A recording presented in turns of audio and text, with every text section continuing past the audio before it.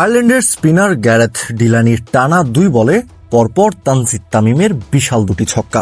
প্রথমটা মিড উইকেটে আর দ্বিতীয়টা লঙ্গনের উপর দিয়ে। চট্টগ্রামের সিরিজ নির্ধারণী ম্যাচে 117 রানের টার্গেট চেস করতে নেমে ব্যাট হাতে তাণ্ডব চালিয়েছে বাংলাদেশি ব্যাটার তানজিদ তামিম, সাইফ হাসান, পারভেজ ইমনরা।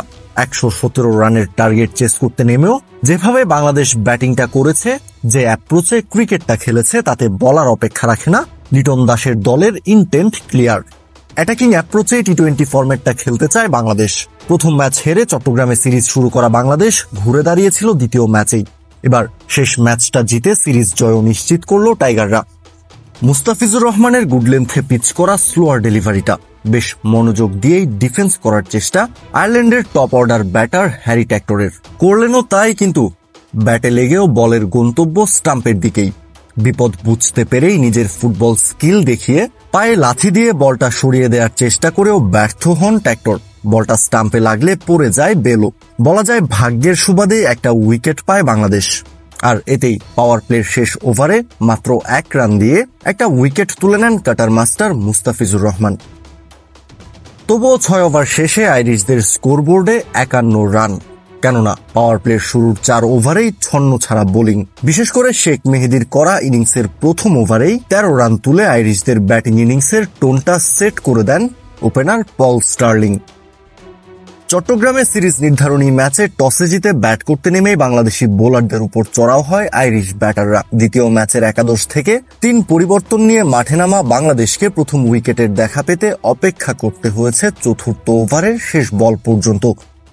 টিম ট্র্যাক্টরের সামনে বল হাতে অসহায় শরীফুল টানা 3 বলে 2-4 আর একটা ছক্কা হজম করার পর ওভারের শেষ বলে কামব্যাক করেছেন দারুণ একটা স্লোয়ার ডেলিভারিতে। উড়িয়ে দিয়েছেন ট্র্যাক্টরের স্টাম্প। আর এর মধ্য দিয়েই প্রথম উইকেটের দেখা পায় টাইগাররা। জীবনের সাথে চলে স্বাস্থ্যকর অল টাইম হানিকম, সব সময় অল টাইম হেলদি লাইফ। সপ্তম ওভারেই শেখ মেহেদীকে আবার বোলিংয়ে ফেরান লিটন দাস। প্রথম বলেই লরকান টাকারের উইকেট তুলে নিয়ে আইরিশদের বেশ চাপেই ফেলে দেন মেহেদী।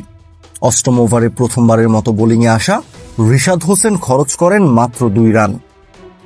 দশম ওভারে আবার বোলিংয়ে এসে ওভারের শেষ বলে রং অন ডেলিভারিতে কার্টিস ক্যাম্পারকে বোকা বানিয়ে প্রথম উইকেটের দেখা পেয়ে যান রিশাদ। 12তম ওভারে রিশাদ ফিরিয়েছেন ওপেনার পল স্টার্লিংকেও।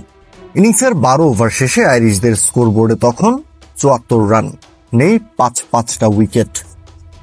প্রথম 6 ওভারে 51 রান করা আয়ারল্যান্ড পরের 6 ওভারে নিতে পেরেছে মাত্র 23 রান। স্পিন খেলতে স্বাচ্ছন্দ্য বোধ করছে না আইরিশ ব্যাটাররা। এটা দেখেই পার্ট টাইমার সাইফ হাসানকে দিয়েও একটা ওভার করিয়ে নেন ক্যাপ্টেন লিটন দাস।